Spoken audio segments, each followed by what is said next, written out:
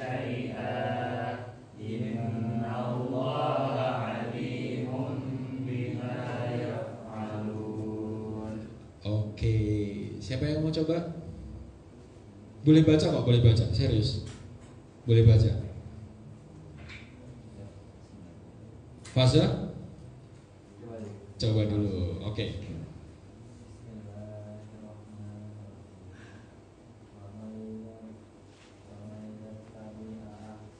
Yattabi'un.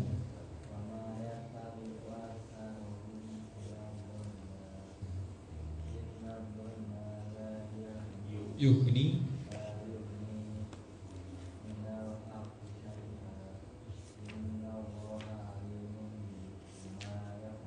Masya Allah. Ustadz Faza sudah bisa. Sekarang Ustadz siapa lagi? Ustadz Alun.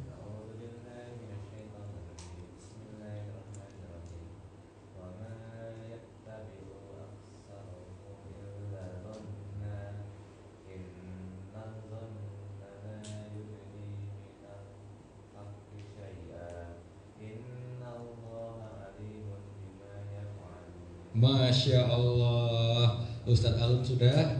Sekarang Ustazah. Ustazah siapa namanya? Hilwan. Hilwa ya. Hilwa atau Hilwa? Hilwa. Oh ya. Tafadhol. Dibaca. Nggak bisa baca. Kalau gundul nggak bisa. Kalau gundul nggak bisa ya. Kita kasih ngani dulu. Nanti wak doyok dulu ya biar gondrong. Oke, siapa yang mau coba? Oh boleh.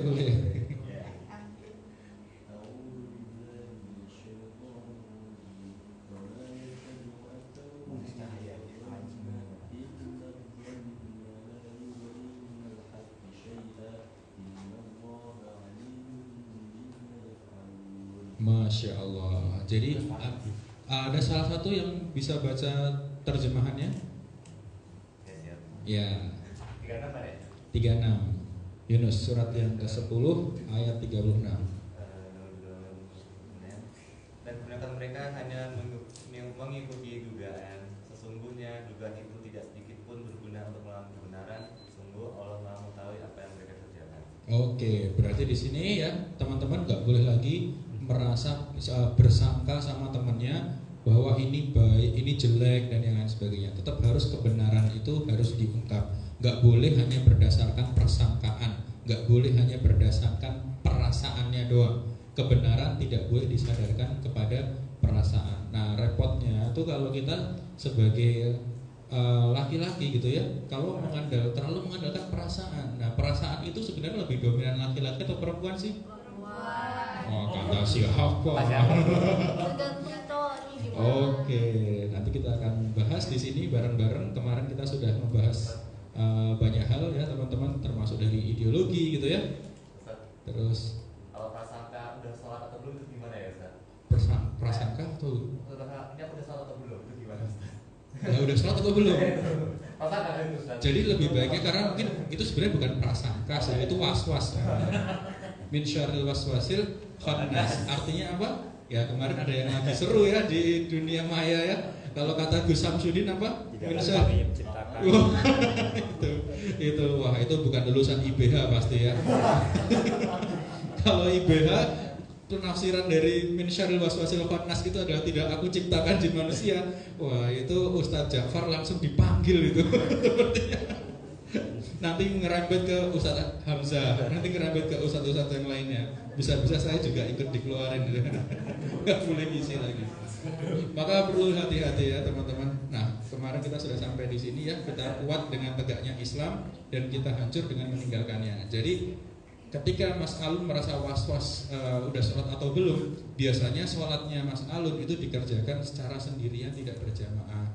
Kalau secara berjamaah itu biasanya rasa yang timbul adalah rasa mantap. Udah sholat, karena ketika misalnya udah sholat atau belum ya karena kebiasaannya adalah sholat di masjid.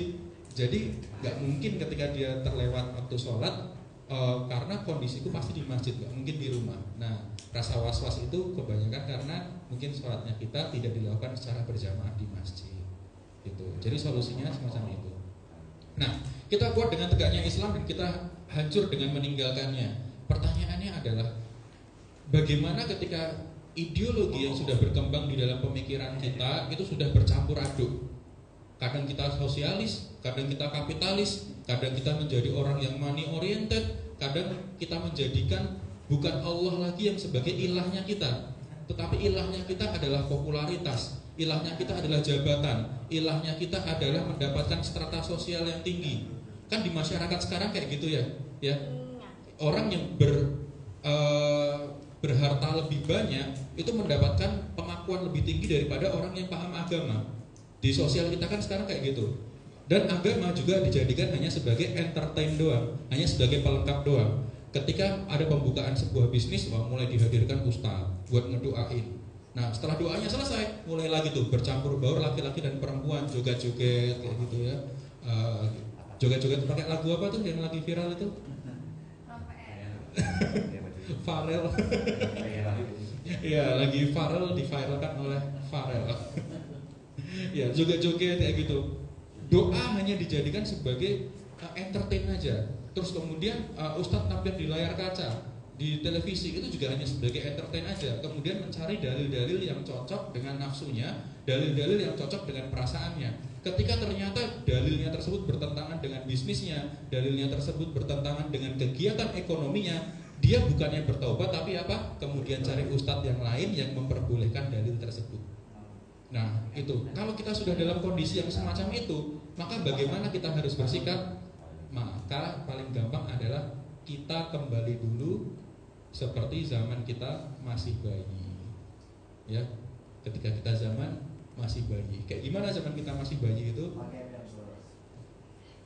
Nih, ketika kita terlahir di dunia ya, bentuknya kita tuh seperti apa gitu ya? Pernah tahu bentuknya kita seperti apa waktu lahir di dunia? Sel.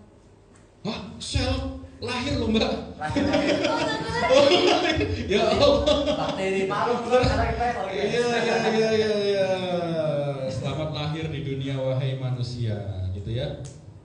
Dan bentuknya kita dulu kayak gimana? Nah, kayak gini mungkin ya. Kita kayak gini dulu mungkin. Nah, ketika kita dulu lahir di dunia, itu kira-kira kita bisa mikir nggak sih? Enggak. Nggak bisa. Kita bisa ngomong nggak? Kok bengek? Bayinya siapa tuh? Bayi nggak estetik. harusnya nangis gitu ya. Ya, kok bengek malahan. Kayak artis SCBD kemarin bengek. Nah, kira-kira kalau kita sudah terlahir di dunia kayak gitu ya. Kira-kira kalau misalnya kita udah bisa mikir, ini kira-kira aja sih ya. Kira-kira kita udah bisa mikir, kira-kira kita udah bisa ngomong, kira-kira apa yang bakal kita pertanyakan? Yang tadinya gelap di alam rahim gitu ya, terus tiba-tiba kita lahir jebret, ruangannya terang, ada yang pakai masker gitu ya, padahal nggak lagi covid gitu mungkin ya. Terus kok ada yang pakai penutup rambut, ada yang pakai sarung tangan, padahal bukan lagi jadi kiper gitu ya. Terus ada juga yang kemudian ada bapak-bapak di sebelah kita lahir itu. Dia ketawa happy gitu, ketawa senang, nangis, lihat tangannya bekas cakaran, bekas cakaran yang di cewek di belakang saya ini, dia juga nangis gitu ya, tapi nangisnya nangis happy gitu. Nah kira-kira ketika bayi baru lahir di dunia, udah bisa mikir, udah bisa bicara, apa yang dia pertanyakan pertama kali kira-kira? Siapa Anda? Kok Anda? Baru Siapa Anda? Baru ketemu orang. Belum sampai situ lah. Belum sampai situ gitu ya. Otaknya loading mana? Itu prosesnya lebih cepat itu. belum sampai ke situ, belum sampai ke siapa Anda, belum. Apa yang pertama kali dia? Kenapa saya di sini?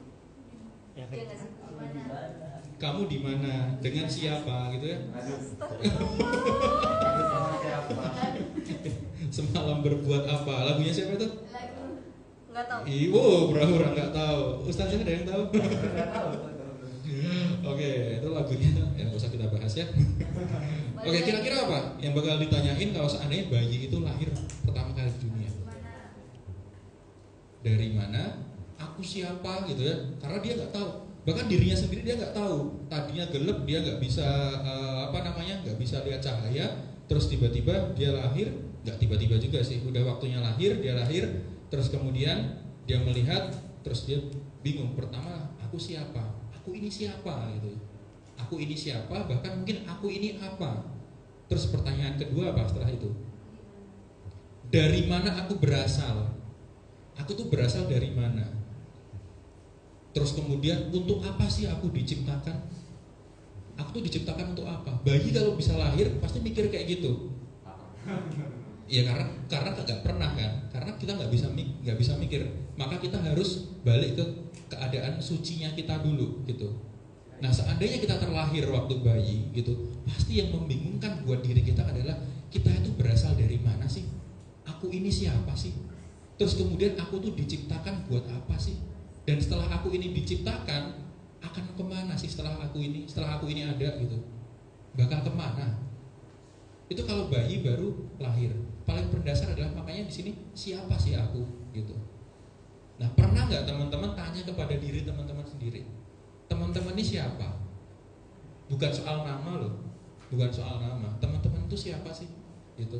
Kok tahu-tahu belajar, tahu-tahu sekolah, nyatet, sarapan, pulang, ekstrakurikuler, malamnya belajar, terus tidur, besoknya bangun, kayak gitu terus dari TK sampai besok kuliah. Kalau udah kerja ya kayak gitu lagi, ikut seminar, bangun, nulis lagi, belajar lagi, terus ujian di seminarnya, di workshopnya. Apakah benar kita tuh diciptakan untuk hal yang semacam itu? Pernah nggak mempertanyakan, aku tuh berasal dari mana dan diciptakan untuk apa? Inilah yang disebut kemudian dengan Uqdatul Kubro. Uqdah itu adalah simpul, kubro itu adalah besar. Jadi ini adalah simpul yang besar. Ketika semua pertanyaan tiga ini terjawab, maka simpul kehidupan kita tuh akan kelar. Karena ketika teman-teman tahu karung goni ya, karung goni yang buat ngikat beras, itu kalau salah teman-teman narik, maka yang terjadi apa? Talinya bundet. Bundet itu apa bahasa Indonesianya? Lepas. Bukan. Bundet itu apa? Tali pati semakin susah kebuka gitu kalau salah nariknya. Tapi ketika benar nariknya, maka karung itu akan kebuka dengan sempurna. Nah, simpul dalam Uqdatul Kubro itu semacam itu. Kita itu salah mengartikan kehidupan kadang karena apa? Karena kita nggak tahu sebenarnya kita tuh dari mana, kita tuh diciptakan untuk apa, dan akan kemana setelah kita mati nantinya. Kita semua pasti bakal mati kan ya? Pasti bakal mati kan ya? Nah, karena kita pasti bakal mati, ketika kita mati, kita tuh akan kemana gitu loh. Pernah nggak mempertanyakan itu? Pernah nggak mempertanyakan aku tuh hidup untuk apa? Pernah nggak mempertanyakan aku ini dari mana sih sebenarnya diciptakan? Dari orang tua. Nah, maka itu kesalahan pertama. Ketika kita nggak tahu kita ini diciptakan untuk apa. Dan paling benar adalah siapa sih saya gitu. Dan tugas apa sih saya kemudian dilahirkan di dunia ini? Maka di sini saya ingin mengilustrasikan dengan seorang kisah pembantu teladan. Jadi ada suatu seorang pembantu nih, misalnya saya di rumah karena mungkin kebanyak saya ada anak 3, istri 1, jangan kebalik ya, gitu. Iya, jangan kebalik. Saya di rumah ada anak 3, istri 1, jangan kebalik. Nah, karena pekerjaan rumahnya itu sangat banyak, kemudian saya buka lowongan pembantu. Nah, di sini kemudian pembantunya dari biro jasa pembantu datang ke rumah. Ting tong gitu. Assalamualaikum. Waalaikumsalam. Saya bilang kayak gitu. Terus kemudian pembantunya tiba-tiba langsung masuk ke dalam. Ketika saya buka pintu, pembantunya langsung masuk ke dalam. Semua langsung diberesin, mulai disapu, yang kotor disapu, terus kemudian piring yang kotor juga dicuciin, dia langsung masak, semua pekerjaannya sempurna, perfect gitu. Jadi dipan saya, dipan bahasa Indonesia ya, kasur saya dirapiin semuanya, disemprot pengharum, tanaman-tanaman yang ada di taman belakang rumah saya itu dipotongin semuanya gitu ya sampai rapi. Terus mobil saya yang kotor dicuci, bahkan sampai mesin-mesinnya dicuci, oli dikuras gitu ya. Jadi malah mobil nggak bisa jalan gitu saking rajinnya dia gitu ya. Jadi ketika saya bangun tidur itu malah sarapan udah siap gitu. Bahkan ketika saya belum bangun dia udah beresin semua rumah kinclong. Pertanyaannya, mau nggak punya pembantu kayak gitu? Itu gajinya berapa ya? Nggak tanya masalah gaji ya. Pertanyaannya mau nggak punya pembantu kayak gitu? Yang mau angkat tangan. Oke, yang 2 orang. Yang nggak mau angkat tangan. 1, 2, 3, 4, 5, 6. Yang mau dulu deh, Ustadz Faza. Ya, karena ucapan itu kan adalah doa kan ya, gitu. Saya doakan Mas Faza jadi Ustadz. Amin. Gitu. Kenapa kok pengen punya pembantu kayak gitu? Aku rajin kerja, jadi tidak ada waktu untuk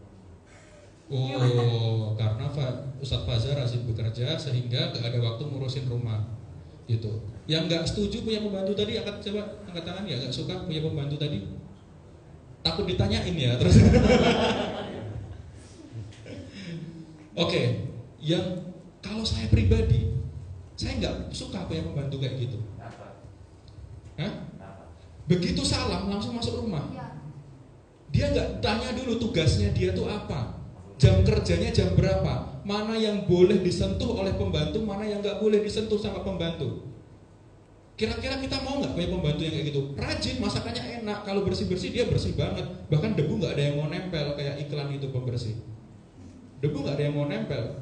Tapi apa? Dia bekerja dengan rajin kayak gitu, tapi dia nggak pernah tanya untuk apa sebenarnya dia tuh di-hire di situ. Untuk bersihin apa? Seharusnya kalau mau jadi pembantu itu gimana? Terus gimana cara menjadi pembantu yang paling baik? Yaitu apa? Memperkenalkan diri dulu. Ya, ketika pintu dibuka itu kenalin diri dulu. Saya tuh siapa gitu. Mohon maaf Pak Robi, nama saya Udin gitu ya. Mungkin udah bosan jadi dukun toh, terus jadi pembantu gitu. Iya. Mas Udin yang lagi viral ya. Sama pesulap apa? Pesulap merah ya. Kalau dulu zaman saya tuh hero-nya Ranger merah ya, sekarang pesulap merah ya. Musuhnya sama-sama monster sih ya. Yang satu monster nyata, yang satu monsternya merusak akidah. Gitu. Jadi mengenalkan siapa namanya. Oh, nama saya Udin. Terus bener nggak yang di sini Pak Robi gitu. Harus tanya dulu. Bener nggak ini rumahnya Pak Robi? Bener nggak yang dia ketemu itu namanya Robi gitu loh. Jangan-jangan yang nyapa dia itu pembantu juga. Nggak lucu kan pembantu jadi asisten pembantu gitu kan? Iya. Di rumahnya, di rumah saya. Tanya dulu, maka harus kenal siapa tuannya, siapa sih majikannya dia tuh. Dia harus cari tahu dulu, biar apa? Biar nggak salah. Siapa sih yang ngebayar dia, yang ngegaji dia, yang ngasih tugas dia tuh siapa gitu. Terus kemudian yang ketiga adalah tanya apa hak dan kewajibannya, yang boleh sama nggak boleh disentuh di rumah tuh apa. Oke, kerjaannya Mas Udin ini ya kalau di rumah yaitu bersih-bersih setiap jam 6 sampai jam 8. Itu bersih-bersih. Terus Mas Udin habis itu apa? Karena spesialisnya bisa nyuci mobil, bawa mobil, berarti setelah bersih-bersih rumah 2 jam, karena rumah saya selapangan bola kan 2 jam jadinya. Terus kemudian apa? Nyuci mobil. Setelah itu antar saya kerja. Nah, artinya apa? Bersih-bersih rumah dari jam 6 sampai jam 8, terus kemudian nyuci mobil dan antar saya kerja, itu menjadi sesuatu yang wajib. Nggak boleh dilanggar, itulah rutinitas. Terus kemudian apa? Kemudian saya bilang, Mas, kalau lapar ya, di situ ada kulkas yang gede gitu ya, yang di sebelah deket pintu kamarnya Mas Udin. Nah, itu kalau lapar boleh dibuka, boleh dimakan, kalau enggak pun juga enggak apa-apa. Artinya apa? Makan dari kulkas itu hukumnya sunnah. Kalau dikerjakan boleh, kalau ditinggalkan ya enggak apa-apa. Terus kemudian Mas Udin apa? Mas Udin, saya ini orangnya santai aja di sini. Mas Udin ketika jam kerjanya udah selesai mau nonton TV boleh, enggak juga enggak apa-apa gitu. Itu artinya apa? Mubah. Pekerjaannya Mas Udin nonton TV mubah. Mau nonton boleh, enggak juga enggak apa-apa gitu. Terus kemudian saya tuh enggak suka sama orang perokok gitu. Jadi Mas Udin kalau merokok itu silakan di taman belakang sana. Tapi ketika rokoknya udah selesai buruan balik sini. Maka pekerjaan Mas Udin ngerokok di rumah saya hukumnya makruh. Tapi Mas Udin jangan sekali-kali masuk kamar saya, karena kalau Mas Udin masuk kamar saya, Mas Udin akan saya pecat. Maka masuk kamar saya bagi Mas Udin hukumnya haram. Itulah menjalankan kewajibannya. buat seorang pembantu teladan. Serajin apapun antum, sekreatif apapun antum, tapi kalau nggak pernah tanya untuk apa sih kreativitas ini dititipkan kepada saya, kepada yang menciptakan kita, maka itu akan menjadi perbuatan yang sia-sia. Itulah kisah dari pembantu. Jadi intinya sebenarnya pertanyaan yang paling mendasar adalah mengenal siapa kita. Siapa kita? Siapa kita? Ada yang jawab Indonesia gitu. Kayak komentator supporter bola. Siapa kita? Muslimin dan muslimah. Muslimin dan muslimah. Siapa kita? Remaja. Oh, jawabannya beda-beda. Maka untuk mengetahui mafahim kebenaran atau paham tentang kebenaran, maka kita harus tahu yang pertama adalah tentang siapa kita dan apa potensi dasar dalam diri kita. Siapa kita dulu. Terus habis itu ketika kita sudah tahu potensi dasar kita, terus bagaimana menggunakannya? Apa sajakah kemampuannya? Lalu yang ketiga, apakah tujuan utama dari adanya potensi dasar tersebut? Kita semua ini kan punya potensi ya. Ya, nggak mungkin manusia itu gitu ya diciptakan tanpa potensi. Ketika ada orang insecure, itu tandanya orang itu nggak sadar potensinya apa dan suka bandingin dengan orang lain yang potensinya berbeda gitu. Sebagaimana saya mungkin pernah bilang di sini ya, cicak itu akan selalu insecure jika dia dibandingkan dengan ikan. Orang cicak potensinya merayap, dia insecure nggak bisa berenang. Ikan pun juga kayak gitu, bakal menjadi sesuatu yang insecure, dan seorang ya, semakhluk yang insecure gitu ya. Kenapa? Kalau dibandingin sama cicak, orang ikan potensinya berenang, dia insecure. Kenapa gua nggak bisa merayap? Kayak gitu. Terus angsa nanti insecure-nya sama siapa? Insecure kita. Bukan angsa. Oh malah nanya angsa. Enggak kan itu biasanya kan di internet tuh bilangnya kalau burung insecure sama ikan soalnya bisa berenang. Terus ikan insecure sama kucing misalnya soalnya kucing bisa jalan di darat, terus kucing insecure sama burung soalnya bisa terbang. Nah terus angsa itu kan bisa tiga-tiganya. Angsa insecure sama anjing karena anjing pernah keluar angkasa gitu aja deh. Terima kasih Ustaz Alam ya. Padahal jawaban saya, angsa bakal insecure sama monyet gitu. Sama ular. Sama monyet bisa gelantungan. Angsa nggak bisa. Nggak bisa. Nggak bisa. Angsa juga insecure, benar kata sama Ustaz Hamzah tadi, sama ular insecure juga gitu. Ular bisa melata, angsa nggak bisa. Pernah lihat angsa melata? Geli kan? Ya, ini angsa overthinking. Dia ternyata quarter life crisis gitu ya. Dia dari kecil salah adopsi. Ternyata dia diadopsi oleh geng piton gitu ya. Jadi waktu gede dia malah neot gitu. Ya, itu jokes aja. Maka siapakah kita? Sebelum kita menjawab ke pertanyaan yang lain, siapakah kita? Dan apa potensi dasar dalam diri kita? Maka akan kita bahas di sini. Nah, manusia itu memiliki hardware ya. Manusia memiliki hardware sama kayak PC. Ada hardware, ada software. Yang paling penting hardware apa software? Iya. Terjadi ikhtilaf. Itu apa yang punya laptopnya? Yang punya PC. Apa? Malware. Yang paling penting malware. Ya. Oke, bukan ya. Jadi yang penting dalam diri manusia itu apa? Hardware atau softwarenya? Hardware itu apa? Software itu apa? Hardware, fisik, software itu pastinya. Hebat. Fisik itu yang kayak gimana? Hardware kan itu kan organ-organ, fisiknya keras. Oke, hardware itu keras. Ternyata nggak semua hardware itu keras ya, karena di sini ada yang namanya otak. Otak itu nggak keras gitu. Jadi hardwarenya manusia itu nggak kelihatan di sini. Kelihatan nggak sih? Kelihatan. Kelihatan. Tapi ini nggak kelihatan kurang di sini. Nah, udah. Nah, hardwarenya manusia ternyata di sini keren banget manusia itu. Ada mata. Mata itu mampu menangkap 130 juta cahaya, penerimaan cahaya atau sekitar 130 megapiksel. 130 juta megapiksel.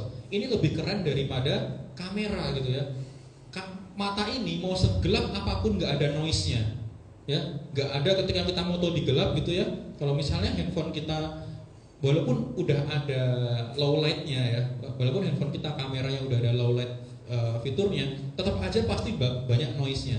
Tapi mata kita tuh ajaib, mandang selalu langsung fokus, autofokusnya sempurna. Ada nggak? Ketika kita mau ngelihat sesuatu langsung gini dulu, bentar ya. Itu kalau lagi nggak pakai kacamata. Itu beda ya, karena mata Anda sama dengan mata saya, gitu. Cuma minusnya memang zoom ya, mata kita nggak bisa kasih zoom, zoom in zoom out. Tapi sebenarnya hikmahnya apa? Kemudian mata kita nggak dikasih zoom in zoom out. Hikmahnya adalah ketika kita sedang di jalan, gitu ya, kita lupa nge-zoom out, ya berapa orang yang kita tabrak akhirnya. Ya, hikmahnya kayak gitu. Kemudian Allah menciptakan mata seperti ini, kayak gitu. Terus kemudian ada otak di situ mampu mengingat 100 miliar bit. 100 miliar bit. Kalau PS1 itu sekitar 32 bit, PS4 itu 64 bit. Laptop kalian berapa bit? Aku lupa. Paling sekitar berapa ya? 128 ada nggak? Paling sekitar segitu. Nah, itu otak manusia itu adalah sekitar 100 miliar bit. Maka di zamannya Rasulullah, orang yang pandai itu bukanlah orang yang mampu mencatat atau memiliki buku lebih banyak. Tapi zamannya Rasulullah adalah orang yang paling pandai, itu adalah orang yang mampu mengingat lebih banyak. Maka ketika kita melihat Ustadz Adi Hidayat gitu ya, siapa sih yang gak kagum sama beliau? Al-Quran ya, kayak memang bener-bener konsumsinya sehari-hari gitu. Hafal juz ini di halaman berapa, letaknya di mana. Itu bukan karena Ustadz Adi Hidayat diberikan karomah sama Allah, tapi karena apa? Karena dia memanfaatkan fungsi yang sudah Allah amanahkan ini. Banyak orang bilang gitu ya, kayak Ustadz Felixio, mu'alaf tapi mampu menguasai berbagai macam tentang sejarah, tentang politik Islam kayak gitu. Itu bukan karena seperti makhluk yang suci gitu, enggak. Cuma dia lebih belajar lebih dalam daripada kita gitu. Jadi tinggal kita sekarang ini mampu memaksimalkan enggak otak yang sudah Allah amanahkan kepada kita. Jangan-jangan otaknya ini malah isinya bukan ayat-ayatnya Allah. Otak ini isinya apa? Pusreng ya. Otak ini isinya apa? Gimana menang di mabar gitu ya. Maka itulah yang harusnya kita isi. Terus kemudian jantung. Jantung ini salah satu pompa yang paling hebat, yang itu Allah ciptakan buat kita. Gedenya seberapa? Cuma sekepalan tangan. Iya kan? Kepalan tangan kita kayak gini, itu gede jantung kita. Dan ini hebat loh. Kalau kita misalnya pakai pompa air misalnya di sini dibor sumur gitu, kita pakai pompa yang paling bagus lah katakanlah. Kita kasih pompa, pasti kan gedenya lebih dari sekepalan tangan ini kan. Kalau kita kasih pompa, kira-kira sampai parkiran masih deras nggak airnya? Masih deras. Terus kemudian kalau kita sampai Masjid Kristal, kira-kira masih deras nggak airnya? Udah mulai redup. Sampai kita tarik pipanya sampai ring road sana, kira-kira masih keluar nggak airnya? Udah nggak keluar. Tapi bayangin jantung kita itu mampu memompa darah menuju ke menuju ke aliran darahnya kita, mau arteri, mau vena, mau yang lainnya gitu ya. Yang kalau itu disambung seberapa banyak putaran bumi? Enggak. Jadi jaringan-jaringan darah kita itu kalau disambung ya, satu orang disambung itu mampu berputar 2,5 putaran bumi. Jaringan darahnya kita. Berarti 2,5 kali. Iya, 2,5 kali kita muter bumi. Itu sama Allah disimpan di dalam satu tubuh kita dan dipompa dengan yang namanya jantung. Bedanya jantung dengan pompa mesin adalah pompa mesin kalau mati bisa diservis. Kalau ini kalau mati ya sudah selesai, nggak bisa diservis. Kalau ada gejala rusak diservis bisa, tapi kalau udah mati nggak bisa. Ganti jantung orang lain bisa? Nggak bisa. Tetap nggak bisa. Tetap nggak bisa. Iya, kok radikal ya. Dan itu mampu mengalirkan darah ke dalam diri manusia hanya memerlukan 23 detik aja untuk mengalirkan semua dari titik nol. Katakanlah kalau mau selnya bisa bisa di restart nol, itu bisa mengalirkan darah ke dalam diri kita selama 23 detik, langsung ngalir semuanya. Kalau kita runut tadi sekitar 2,5 lingkaran bumi, sorry. Betapa istimewanya hardware ini. Pernah nggak sih kita tanyakan, kita diamanahi hardware ini sama Allah tuh untuk apa? Kita dititipin mata, hidung, mulut. Ini tuh buat apa sih? Gitu. Pernah nggak kita mempertanyakan? Kita dikasih ini semua? Nggak pernah. Akhirnya apa? Akhirnya kita memaksimalkan potensi hardware ini secara sia-sia bahkan. Karena kita nggak pernah tahu untuk apa sih kita dititipkan ini. Kita dititipi otak untuk apa? Kita dititipin telinga untuk apa? Kita dititipin jantung itu untuk apa? Gitu. Jangan-jangan ini cuma fitur doang nih. Jangan-jangan ini cuma fitur doang nih yang kita nggak tahu, atau jangan-jangan ini kayak iklannya Apple, mata telinga kita tuh cuma gimmick doang, nggak ada fungsi sebenarnya tuh buat apa. Nah kemudian ada juga yang namanya software. Software itu yang kemudian kita kenal dengan apa? Manusia punya software. Software kira-kira apa? Pikiran. Apalagi? Yang lebih spesifik apa daripada pikiran? Akal. Terus apa lagi? Akal dan perasaan. Sekarang saya pengen tanya di sini, ada yang nggak punya akal? Di sini alhamdulillah punya akal semua. Iya, ketika saya ada yang nggak punya akal, saya nggak punya. Ya itu kalau ada yang bilang kayak gitu, berarti dia nggak sadar sudah menggunakan akalnya sebenarnya. Di sini ada yang nggak punya perasaan. Wow, ini sering banget cewek omongin ya. Kamu nggak punya perasaan. Ada cowok-cowok pernah dikatain kayak gitu? Ustaz Hamzah pernah, Ustaz? Nggak pernah ya, Ustaz. Ya, manusia diberikan oleh Allah itu 2 software, yaitu akal dan perasaan. Akal yang berkaitan dengan rasio, berkaitan dengan perhitungan, itu namanya akal. Ciri-ciri akal apa lagi teman-teman? Apa aja ciri-ciri akal? Berpikir. Berpikirnya kayak gimana? Kalau kita pikir menggunakan akal tuh biasanya efeknya apa? Rasional, ya nggak? Rasional. Terus kemudian apa lagi ciri-ciri akal? Akal lebih sering dipakai sama cowok apa cewek? Cowok. Katanya cowok gitu ya. Terus kemudian kalau perasaan apa? Ciri-cirinya? Sifat dari perasaan itu apa? Biasanya sih suka nggak suka gitu ya, bukan bener salah, tapi suka nggak suka gitu. Kamu suka es teh atau es jeruk gitu? Sukanya es jeruk, kenapa? Ya nggak tahu, suka aja.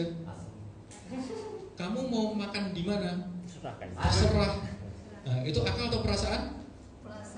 Perasaan. Jadi perasaan itu lebih disukai oleh perempuan. Berarti laki-laki ingat ya, tadi aja perempuan. Berarti kalian nggak punya perasaan, ya?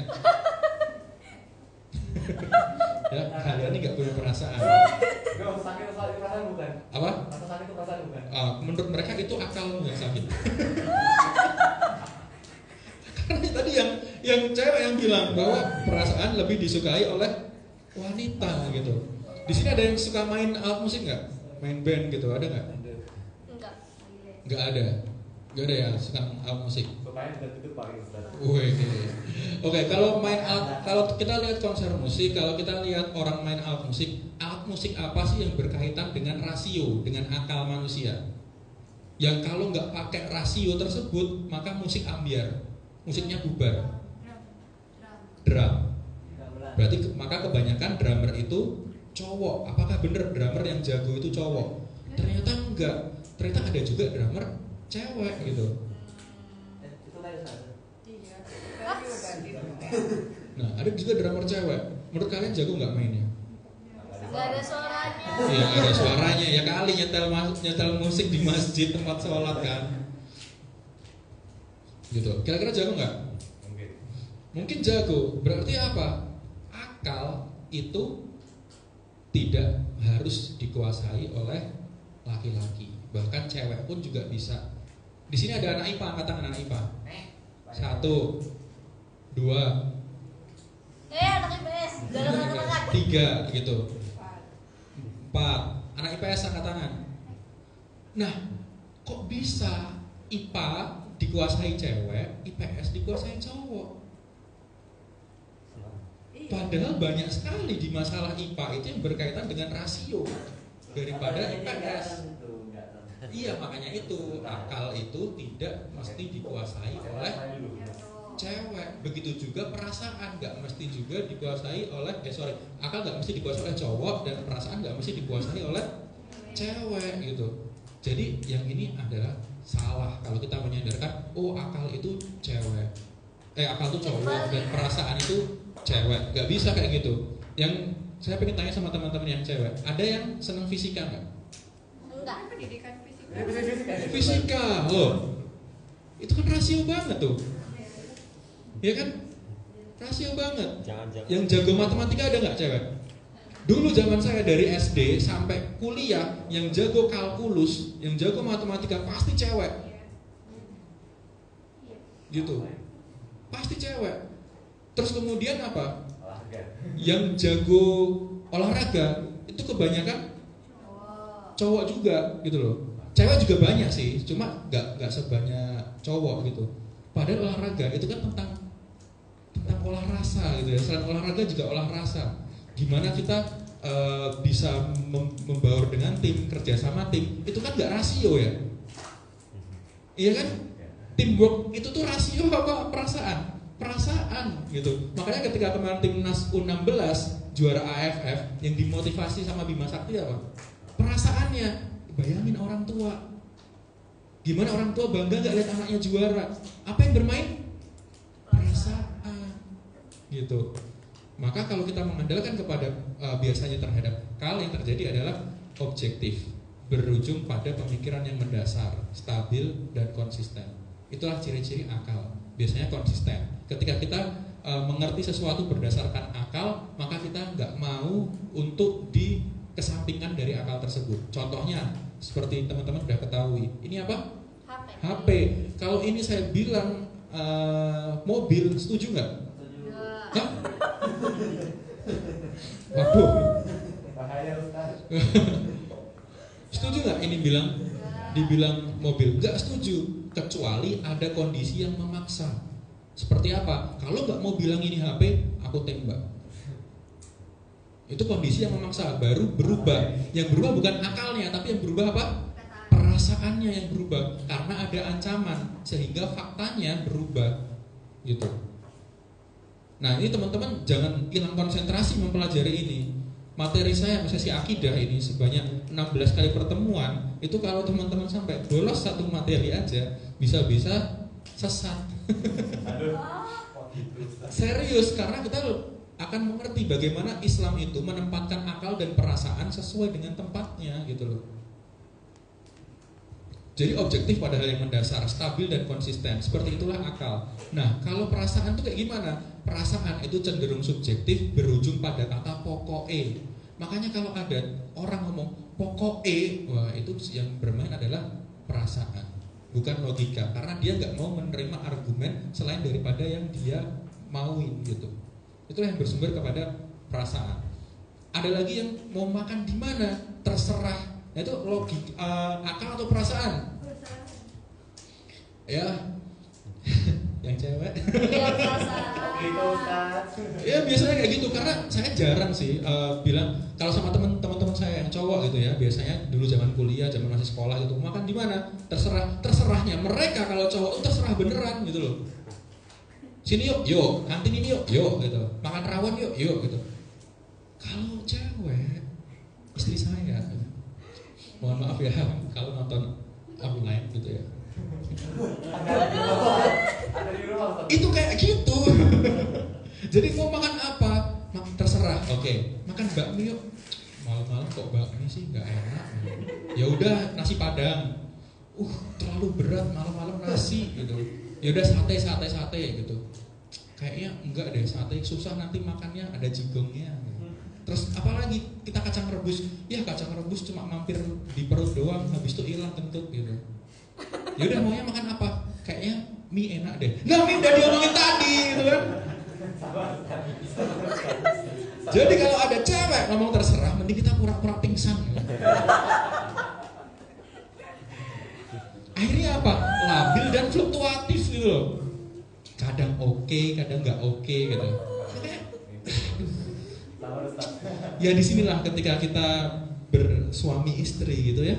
Memang ada kala kita tuh harus bersabar dan bersyukur. Nah, menghadapi istri yang ngomong terserah itu kita sedang bersabar ya. Ujiannya di situ. Nah itulah yang makanya disifati bahwa perasaan itu sifatnya fluktuatif. Dan bahkan dengan kondisi yang serupa, momentum yang serupa, perasaan orang itu bisa berbeda. Siapa di sini yang pernah ngerayain ulang tahun? Angkat tangan. 1, 2, 3, 4, 5. Senang nggak ketika ulang tahun? Awalnya senang tapi lama-lama biasa aja. Lama-lama biasa aja. Pernah nggak ulang tahun tapi sedih? Pernah. Momentumnya pas apa? Abis dibully kalau nggak salah. Waduh, ulang tahun dibully. Ini langka ini. Pernah nggak ulang tahun tapi sedih? Pernah nggak? Pernah. Kenapa? Selain dibully ada yang lain bisa jelasin? Apa? Di pondok. Oh nggak boleh ulang tahun ya? Itu bukan ulang tahun sedih, tapi emang nggak boleh ulang tahun ya. Kita lihat video ini ya teman-teman. Nah ini tentang orang yang ulang tahun. Ternyata perasaan itu bisa mengubah seseorang walaupun momennya sama. Gitu. Jadi ini orang yang lagi ulang tahun gitu, dia pengikut Majusi ya, meniup lilin gitu. Meniup api, terus kemudian dia merekam aktivitasnya bareng orang tuanya setelah ulang tahun, dikerjain teman-temannya, terus kemudian dia harus mengungsi. Dan di sini nggak ada suaranya, sorry, ini kondisi dia adalah sedang dalam kondisi perang. Kemudian negaranya diserang hingga dia harus mengungsi. Kemudian yang tampak berubah apa teman-teman? Mukanya.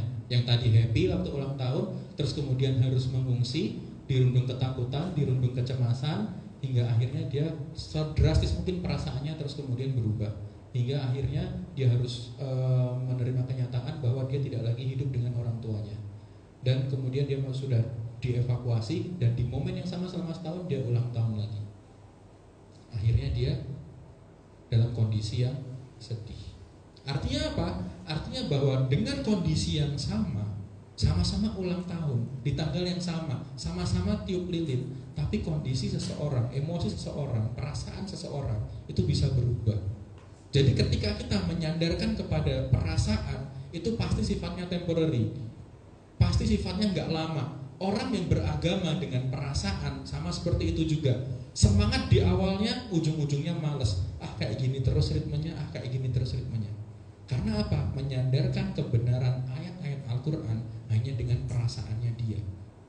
Pernah nggak jumpain orang kayak gitu, atau pernah nggak ngalamin kayak gitu? Itu tandanya kita beriman dengan perasaan. Maka nggak heran kalau sekarang banyak sekali artis yang dari agama yang lainnya terus kemudian masuk ke Islam, setelah itu kemudian convert ke agama yang lainnya dulu. Karena apa? Karena ketika dia masuk ke Islam, dia hanya berkeyakinan bahwa kayaknya Islam ini agama yang benar deh. Cuma berdasarkan kayaknya. Padahal tadi di surat Yunus ayat ke-36 Allah berfirman bahwa tidak boleh menyandarkan kebenaran terhadap prasangkaan, perasaan, itu nggak boleh. Yang ikhwan, kalau misalnya lagi di kampus tuh yang cowok, di sekolah tuh yang cowok, cuma dilihatin cewek dikit aja dengan rasanya, jangan-jangan dia naksir aku deh. Itu jangan GR gitu ya. Yang cewek juga gitu, bukunya dipinjam sama yang cowok juga jangan GR. Wah ini balik-balik pasti ada puisinya. Kenapa ketawa? Itu belakang tuh. Kenapa ketawa? Maksudnya gimana? Ya memang zaman sekarang nggak ada yang kayak gitu ya. Jadi jangan mengandalkan perasaan atau persangkaan, karena itu nggak mampu akan menimbulkan sebuah kebenaran. Maka itu tadi ya teman-teman, kita sama Allah sudah dibekali sama yang namanya akal kita. Itu di depan otak kita itu ada yang namanya prefrontal cortex, yaitu digunakan untuk menganalisis tentang kebenaran, tentang apa sih yang ada di sekitar kita, dan itu disebut dengan bahasa kita adalah akalnya kita. Apa? Nama pipa. Oh iya. Ini PFC mas. Gitu. Nah, inilah potensi yang manusia punya, yaitu akal, alias di bahasa medisnya disebut dengan PFC, prefrontal prefrontal cortex. Hewan nggak punya ini hanya dipunyai oleh manusia. Maka ada fakta yang mengejutkan, jika orang itu terbiasa dengan menonton film porno ataupun kecanduan games ataupun kecanduan hal-hal negatif yang lainnya, maka yang menyerang pertama kali adalah prefrontal cortex-nya akan mengerut. Prefrontal cortex-nya akan mengerut. Maka dia udah nggak bisa lagi mengeneralisir ini tuh fakta atau cuma angan-angan aja. Maka ada orang yang sukanya halu, sukanya ngelamun, sukanya ngebayangin gak jelas. Itu bisa dideteksi bahwa bener gak dia tuh mengkonsumsi hal-hal yang sesuai dengan syariat atau enggak. Yang dia konsumsi adalah hal-hal yang berbau maksiat, ya kayak nonton video porno, terus kemudian nonton kecanduan game dan lain sebagainya. Akhirnya apa? Prefrontal cortex-nya mengerut. Nah itulah akhirnya kemudian orangnya nggak rasional lagi kayak gitu. Maka ketika teman-teman di sini ada yang mengalami kecanduan game atau suka nonton film porno gitu ya, nah, tobatlah. Gitu. Karena daripada prefrontal cortex-nya menurun, teman-teman nggak bisa lagi membedakan mana yang real, mana yang enggak. Karena ketika menurunnya fungsi akalnya kita, itu akan berakibat kepada kita tuh kena penyakit, salah satunya adalah anxiety disorder. Apa tuh anxiety? Kecemasan. Kecemasan itu apa? Karena PFC-nya kita itu nggak mampu lagi mendeteksi itu tuh bahaya di depan tuh real atau enggak sih. Kalau real sebenarnya berbahaya buat diri kita atau enggak gitu. Nah, maka ketika orang PFC-nya benar, maka dia akan berkehidupan secara benar juga. Karena apa? Dia memaksimalkan potensi akalnya untuk mencari kebenaran, bukan mencari pembenaran. Karena kalau akalnya sudah sempurna, yang dia cari pembenaran, repot nantinya. Karena apa? Semua dianggap benar kalau sesuai dengan nafsu dan keinginannya dia. Nah, ini di sini maka kita sebutkan kalau akal itu memiliki argumen rasional, objektif, stabil dan konsisten, sedangkan perasaan itu berhubungan dengan suka tidak suka atau emosional, subjektif, berujung pada kata-kata pokoknya. Nah, kan ini kalau di kasus rumah tangga sering diucapkan sama ayah sih, sama bapak gitu ya. Pokoknya gini gitu. Pokoknya ngikut mama gitu. Pokoknya. Dan saya dari dulu memang nggak bisa menerima kata-kata pokoknya gitu. Harus ada argumennya kayak gitu. Jadi saya kadang dulu sering ribut sama ibu saya gara-gara kalimat pokoknya gitu. Sampai sekarang saya nggak bisa nerima, dan itu akhirnya berefek kepada ketika saya ngasih tahu ke anak itu dengan argumen gitu, dan anak saya kemudian bebas berargumen, akhirnya bisa berdiskusi lebih lancar gitu. Dan kemudian labil dan fluktuatif kalau perasaan. Nah kemudian pertanyaannya adalah manakah yang mampu membantu menjawab Uqdatul Kubro? Akal atau perasaan? Uqdatul Kubro tadi ada 3, apa aja? Dari mana kita berasal, untuk apa kita diciptakan, dan akan kemana setelah kita mati nantinya. Nah dari 3 simpul pertanyaan Uqdatul Kubro itu gitu ya, kira-kira yang mampu untuk menjawab 3 pertanyaan tadi itu adalah akal atau perasaan? Buset, 3 akal atau perasaan?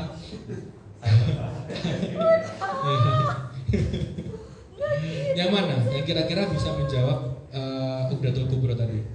Akal atau perasaan? Dua-duanya. Hah? Dua-duanya. Oke, sekarang kita berasumsi ketika menjawab dari mana kita berasal menggunakan perasaan. Dari mana Ustazah Hilwa berasal? Pakai perasaan, jangan pakai akal. Pakai perasaan. Pakai perasaan. Gak boleh mikir kan? Mikir kan? Pakai akal. Kalau pakai perasaan, dari mana kita berasal? Mana bodoh amat, mana aku tahu, suka-suka. Langsung muncul. Dan ketika 2 jam lagi ditanya, jawabannya udah beda. Nah itu ciri-ciri dengan perasaan. Nah kira-kira dengan Uqdatul Kubro tadi, ya dari mana kita berasal, untuk apa kita diciptakan, dan akan kemana setelah kita mati nantinya, itu kira-kira jawabnya harus menggunakan perasaan atau akal. Yang jawab perasaan angkat tangan. Yang jawab akal angkat tangan. Takutnya kalau misalnya pakai akal nanti jadi apa masuk liberal, Agus masuk Ram. liberal, masuk sosialisme nanti. Nggak percaya Tuhan, soalnya kan pakai akal. Iya, nah ini berarti miss-nya di sini. Jadi semua dari ketiga hal tadi, ketika ada informasi itu akan masuk ke akal kita. Islam pun juga bisa menggunakan akal gitu, walaupun tidak bisa dijadikan dalil kebenaran. Tapi untuk menuju kebenaran menggunakan akal itu diperbolehkan. Gimana? Lagi mak ternak. Jadi akal itu diperbolehkan. Jadi ketika kita ingin mencari sebuah kebenaran dengan menggunakan akal itu diperbolehkan, tapi tidak bisa menjadikan akal sebagai standar kebenaran. Contohnya gitu, kalau menggunakan akal gitu ya, hijab itu wajib atau enggak? Wajib. Kata siapa? Kenapa kok wajib? Kata Al-Qur'annya ya wajib. Nah itu berarti akal digunakan. Siapa sih yang ngewajibin jilbab? Nyarinya kayak gitu. Jilbab itu katanya Islam wajib. Siapa sih yang ngewajibin jilbab? Boleh nggak sih kita? Oh katanya Allah. Emang Allah itu siapa? Boleh nggak sih kita yakin sama Allah? Kalau nggak yakin sama Allah gimana? Apakah benar Allah itu Tuhan? Makanya saya bilang di sesi saya jangan ada yang absen. Kalau ada yang absen sesat. Karena apa? Karena pemikiran kita sudah terdistraksi dengan pemikiran-pemikiran sosialisme dan kapitalisme, sehingga kita nggak tahu asal kita itu dari mana, sehingga kita nggak tahu kita tuh diciptakan untuk apa. Kita pengennya ngalir aja hidupnya gitu ya. Apakah benar hidup kita hanya untuk ngalir? Itu. Makanya jangan ada yang absen di sisi saya. Dan kemudian untuk tim dokumentasinya hati-hati motongnya. Hati-hati motongnya ya. Gitu. Jadi untuk ketika kita yakin gitu, contohnya kayak gini, bagaimana menemukan pencipta menggunakan akal kita? Apakah pencipta itu ada atau enggak? Itu dulu, bukan siapa pencipta kita, tapi menemukan apakah pencipta, does God exist, itu dengan akal kita. Itu masih diperbolehkan. Ya, ada yang bisa jawab? Silakan. Tuhan itu ada apa? Gimana sih cara membuktikan Tuhan dengan akal? Iya. Pusing? Nah, maka itu harus menggunakan akal. Untuk menjawab 3 pertanyaan tadi juga harus menggunakan akal. Dari mana kita berasal, untuk apa kita diciptakan, dan akan kemana setelah kita mati nantinya. Nah, ketika itu semua digunakan menggunakan akal, maka pertanyaan berikutnya, lalu di manakah peran perasaan dan apa fungsinya? Jangan kemana-mana, sampai ketemu di pertemuan minggu depan. Pesan saya, jangan ada yang absen, karena kalau absen pasti sesat. Kalau sakit, ya paling enggak nonton rekamannya, gitu, nonton live-nya, gitu. Ya. Bentar, ini live-nya nggak diarsipkan kan? Dia diarsip kok. Upload YouTube. Dia upload di. Apalagi ini kan setelah kita nanti mafahim kebenaran ini, mafahim kebenaran masih ada 2 sesi lagi. Setelah itu kita akan masuk sesi finding God. Ya, finding God selama 4 episode kita akan cari di situ gimana sih cara menemukan Tuhan. Kalau ternyata Tuhan itu bukan Allah, kita harus sepakat loh ya. Hah? Loh, iya dong. Aduh. Makanya jangan absen. Dan jangan dipotong videonya. Itu paling penting. Jangan. Jadi takutnya orang yang nonton salah sangka terus tahu-tahu tiba-tiba tweet. Tiba-tiba Twitter. Apakah benar Tuhan itu Allah, dan bagaimana cara membuktikan bahwa Tuhan itu ada? Karena banyak sekali orang yang beranggapan, Tuhan itu hanya ilusi, imajinasi. Banyak. Nah, Tuhan itu cuma ada di historical book gitu. Nah, bagaimana cara membuktikan bahwa Tuhan itu rasional gitu? Nah, jangan kemana-mana ya. Masih ada di minggu-minggu berikutnya. Maka jangan absen, karena kalau absen pasti Sesat. nah itu kalian yang bilang. Bila hidayah wa taufik. Wassalamualaikum warahmatullahi wabarakatuh. Waalaikumsalam warahmatullahi wabarakatuh.